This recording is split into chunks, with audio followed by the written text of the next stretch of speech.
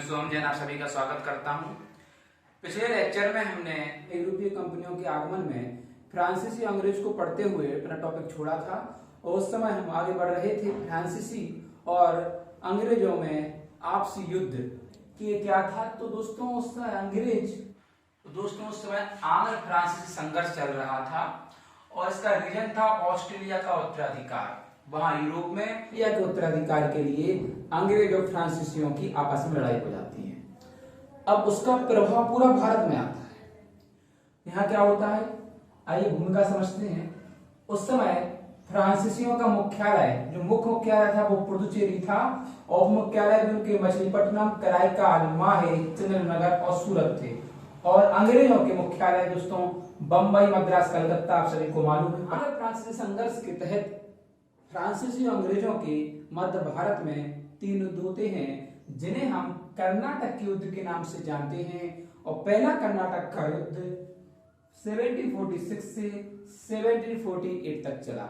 इसकी भूमिका समझते हैं। आइए, ये तो आपको मालूम है 1740 में यूरोप में ऑस्ट्रेलिया के उत्तराधिकारी लड़ाई चल रही थी और 1744 में फ्रांसीसी गवर्नर था डुप्ले, जो पुडुचेरी जिसकी राजधानी थी, और अंग्रेज गवर्नर था निकोलस मोर्स, जो मद्रास का गवर्नर था।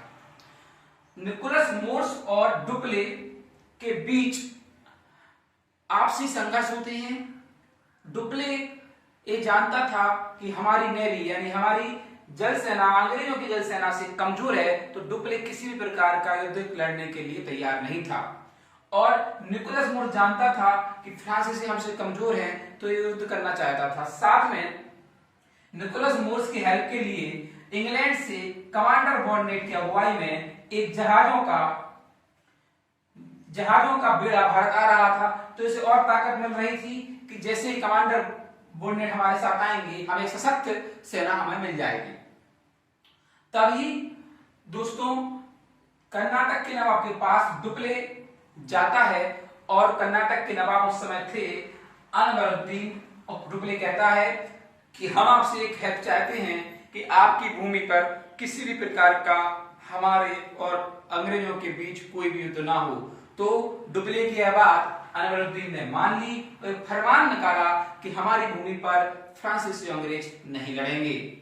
तो उसी समय आप सभी जानते हैं कि फ्रांसीसियों की एक कॉलोनी हुआ करती थी मॉरिशस, उसका गवर्नर था ला बोडाने।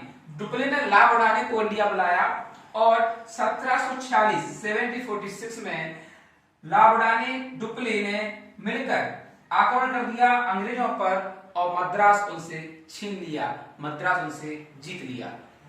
लेकिन अंग्रेज बहुत चतुर थे दोस्तों, उन्होंने चतुराई से इनके बीच विवाद उत्पन्न कर दिया, फ्रांसीसी के बीच और ला बोडाने के बीच। और ला बोडाने एक करप्ट ऑफिसर था, तो उसने वो बिक गया 4 लाख पाउंड में। अंग्रेजों ने उसको 4 लाख पाउंड दिए और उसने मद्रास को वापस कर दिया और वह वापस मॉरिशस चला जाता है। डुप्ले को एक वापसी अपमानजनक महसूस होती है, तो वो खुद स्वयं अंग्रेजों पर पुनः आक्रमण करता है और फिर से मद्रास को जीत लेता है। इसके बाद उसी युद्ध में डुप्ले बहुत सारे अंग्रेजी सैनिक और उनका चीफ रॉबर्ट क्लाइव को गिरफ्तार कर लेता है। दोस्तों ये रॉबर्ट क्लाइव वही है जो प्लासी के युद्ध में था। और जैसे ही युद्ध होता है दोस्तों याद रहे, यहां से अनवरुद्दीन नाराज हो जाता है, क्योंकि यही डुप्ले तो उनके पास गया था कि भाई हमारी भूमि पर कोई युद्ध नहीं होना चाहिए। अनवरुद्दीन से इसने कहा था और युद्ध इसने किया और उसका नियम तोड़ा किसने? फ्रांसीसियों ने। तो वह अनवरुद्दीन क्रोधित हो गया, उसने अपने बेटे मोहम्मद अली के साथ एक बड़ी सेना भेजी और फ्रांसीसियों और कर्नाटक के बीच एक युद्ध होता है। इस युद्ध का नाम याद रखना है, इसे बोलते हैं आरडीआर का युद्ध। और इस युद्ध में भी फ्रांसीसी जीते और मोहम्मद अली को बंदी बना लिया जाता है। और इसी युद्ध के बाद डुप्ले पूरे भारत में प्रसिद्ध हो जाता है दोस्तों।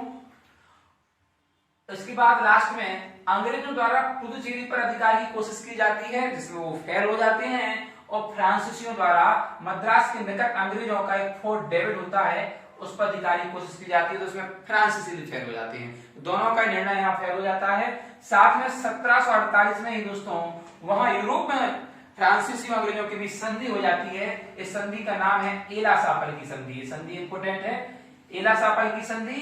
तो भारत में भी ऑटोमेटिकली यहाँ संधि हो जाती है। वहां युद्ध हुआ था तो यहाँ युद्ध शुरू हो गया था, वहां संधि हुई तो यहाँ संधि हो गई दोस्तों। इसलिए प्रथम कर्नाटक युद्ध का रिजल्ट भारत में तो नील निकला, ना फ्रांसीसियों की विजय हुई और ना अंग्रेजों की। ये युद्ध नील हुआ। सभी को जानकारी होना चाहिए कि फ्रांसीसियों और अंग्रेजों के बीच 3 कर्नाटक के युद्ध हुए थे दोस्तों। अगले दोनों कर्नाटक युद्ध हम अपने अगली पार्ट में जरूर पढ़ेंगे। जब तक के लिए आप हमारे अगली वीडियो का वेट करें। वीडियो अच्छा लगा हो तो लाइक करें, शेयर करें, सब्सक्राइब करें। Thank you very much.